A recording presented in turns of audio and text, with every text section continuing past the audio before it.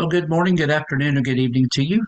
Whenever you'll be viewing this video, this is your instructor, James, coming to you from my office here at the church where I serve as minister. And I want to go over some things with you today about your written assignments throughout the course, uh, one of which is actually due at the end of this week, and a couple more that you'll be getting into around week 4 and week 6 and week 7. Also, want to take a moment to go over the parable recreation with you as well. So, this video might be a little bit longer than most of the videos that I'll be sending your way each week, but uh, just want to help you out a little bit as we get started in this course. The first thing, I'm at the modules again here in Canvas, and just under the getting started, you'll see three very useful tools. And I want to start with this document, How to Carry on a Fruitful Discussion. Now, I know you can read this on your own, but I did want to just kind of go over a bit as you get into your discussion forums. And there is one for this week. Actually, there's one for every week in the course, and they're important. It gives us a great way to share thoughts and experiences with each other. It gives us a great way to build community with each other. And also, as we're learning about the gospel, we'll be learning. I always learn as an instructor. I always learn and benefit from my interactions with you in the discussion forums. So just a couple of things here. Take time to think about what you're going to say before you say it.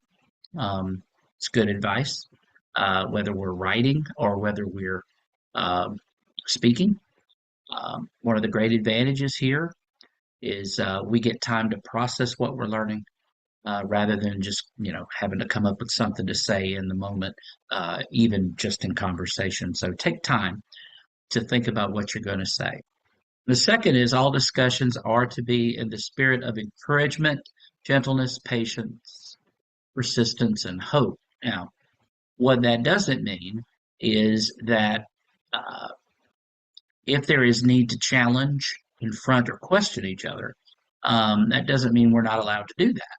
Of course, we can, but it means that these things will be undertaken for the purpose of growth and stimulation to think and understand the subject at hand more deeply and more intimately. So I would say, uh, please strive to make all correspondence clear in the forums, non confrontational, and in the spirit of Christian love and respect for one another. Okay.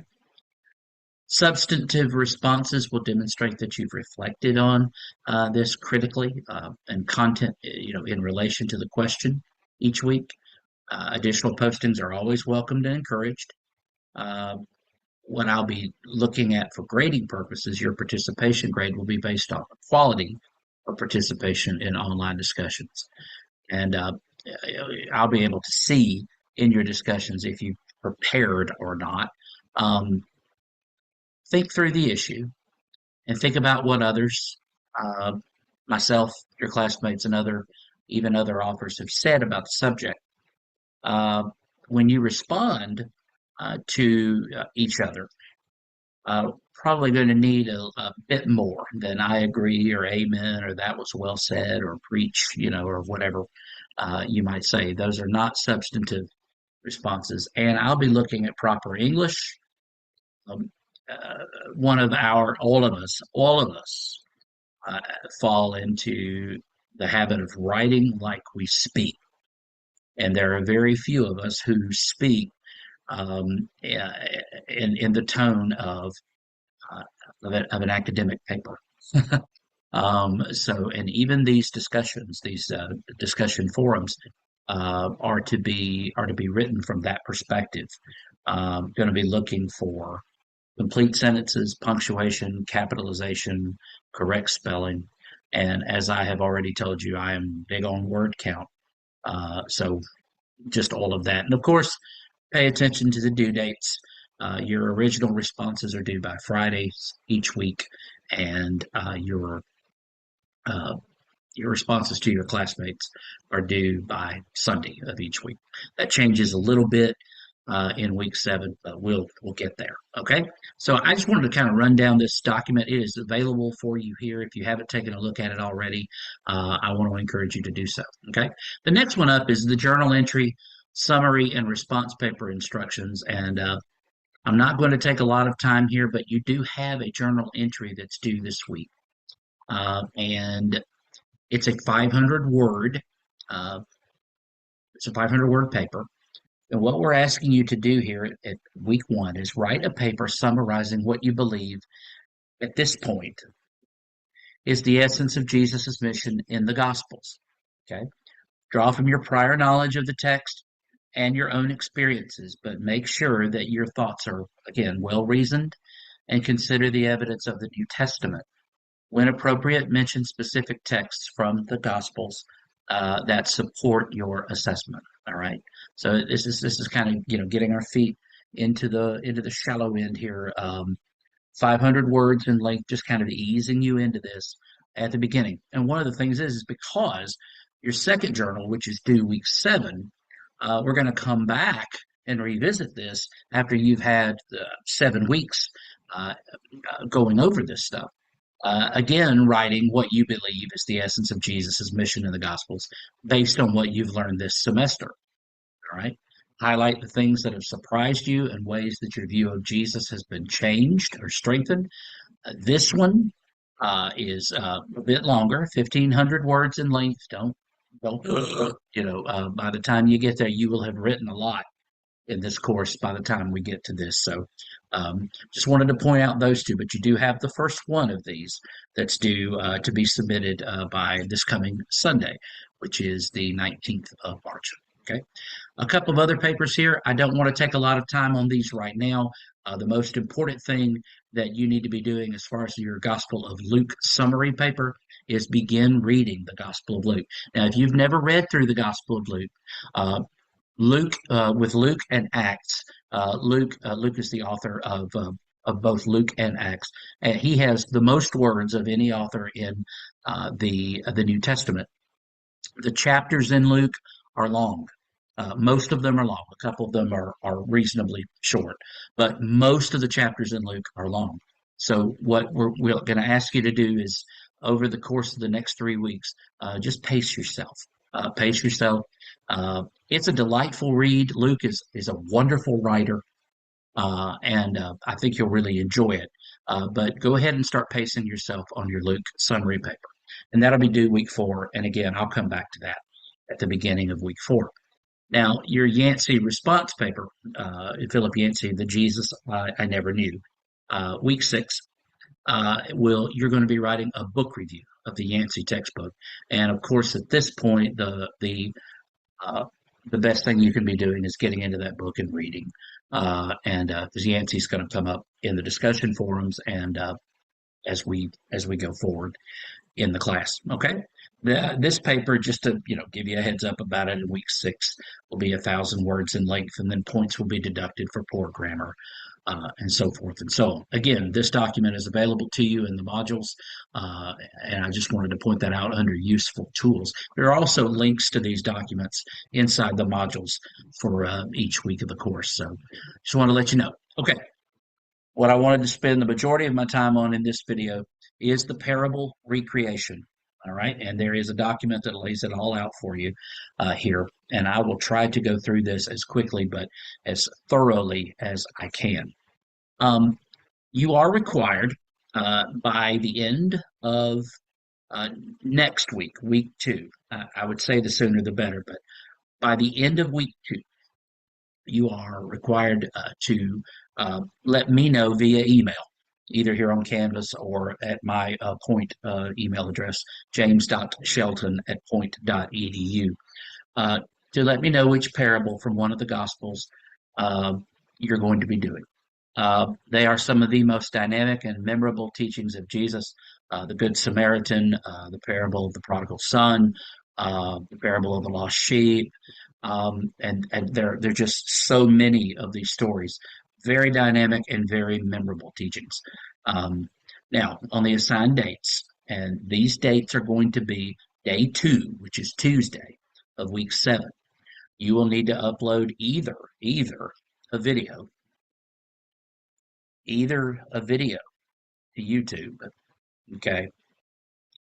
Um, and then you also need to submit the link to me. Okay. And there are two places in week 7 for you to do this. There's the assignment place, okay, where you download the link to the video or a PowerPoint presentation. Okay. So you have a choice. You can be really creative, really with either video or PowerPoint. But you can either do a video and you have to you have to upload that to YouTube and then submit the link to me. All right. But you also have a discussion forum that week where you need to submit the link onto that so that you and your classmates can engage with one another with the work that you've done. I'll have much more to say about that as we get started in the course. You can either do a video or you can submit a PowerPoint presentation to me via the assignment link. Now, this will include both, whether it's video or whether it's a PowerPoint presentation, a creative retelling of the parable. All right, and I'll say more about that in just a second. And your reflections on its meaning and significance to both Jesus's original audience, the early Christians, and our contemporary context. Okay, now a creative retelling of a parable. When you think of the Good Samaritan, and most of us know that story, there's a man on the road who was mugged and left for dead, who was robbed. There were a couple of religious people who passed by him and did not help him. Um, there's a Samaritan that comes by. By the way, this man is a Jew. A Samaritan comes by, helps him out, takes care of his wounds, and then puts him on his animal, takes him and puts him up in, uh, takes him up and puts him in a, where somewhere where he can stay and recover. Tells the person there, here's some money. If I owe anything else, I'll take care of it when I come back. Um, Jesus told that story in answer to a question that he received as to who exactly is my neighbor. Now, in its original context, the word Samaritan had a certain flavor to the Jews, and I'm not going to spoil it because you need to do the work in this, but it had a certain flavor. So if we were to retell the story of the Good Samaritan today, we wouldn't use Samaritan, but who would we use as Christians, and then whatever delineation you want to use? Who are the people that if we're not careful, we find ourselves looking down on, despising, that kind of thing. All right. And that's just, don't want all of you to do the Good Samaritan, but because there's so many wonderful stories, so many wonderful parables. But that's kind of what we're looking at. And I want you to pepper me with questions about this. Okay. I want you to ask. Don't just once you've submitted your parable. If you come up with questions about some of the details in your parables, don't hesitate to fire those questions off at me. That's one of the reasons I'm here. Okay. Now, down below that in number 3, actually, let me tell you this. Here are instructions of how to upload a video to YouTube and to make the video public. There's a link in the document. So all of the instructions are there. Okay. It must be an original retelling of a parable. I'm not looking for a summary and not looking for you to use the work of somebody else. Okay. Not looking for that. A creative retelling should update the parable for a modern audience in ways that communicate the point of the parable and do this in such a way that a more contemporary audience would understand it and relate to it. Okay, so again, my use of the word Samaritan in the first parable, Samaritan doesn't mean to us what it meant to Jews in the first century. So what's a word we can use there? But more on that as we go. It must involve, again, either a video or PowerPoint presentation. Now listen here, this is important. Just like with word counts and documents, your videos, if you're going to do a video, need to be between 6 and 8 minutes long.